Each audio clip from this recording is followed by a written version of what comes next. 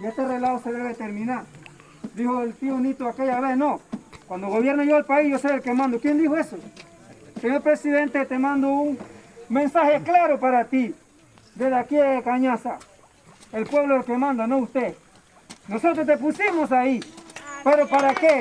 Para que le dé respuesta al pueblo. Usted no se manda.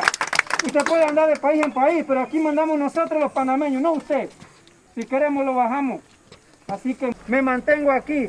Tercero, claro con los que están ahí, de ahí para allá. Nosotros estamos aquí no perdiendo tiempo. Estamos aquí por los hijos de ustedes también. Estamos aquí por la medicina, por la comida y por el combustible que ustedes están usando.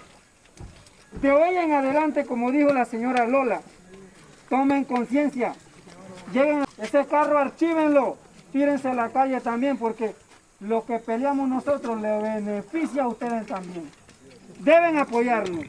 Así que yo de mi parte, con lo que escuché ahí, debemos mantenernos. Aquellos que quieren irse a la casa, vayan. Y aquellos que quieren quedar buenos, nos quedamos. Pero debemos mantenernos aquí. No tenemos ninguna respuesta, la que queremos, mejor dicho. Y este relajo se debe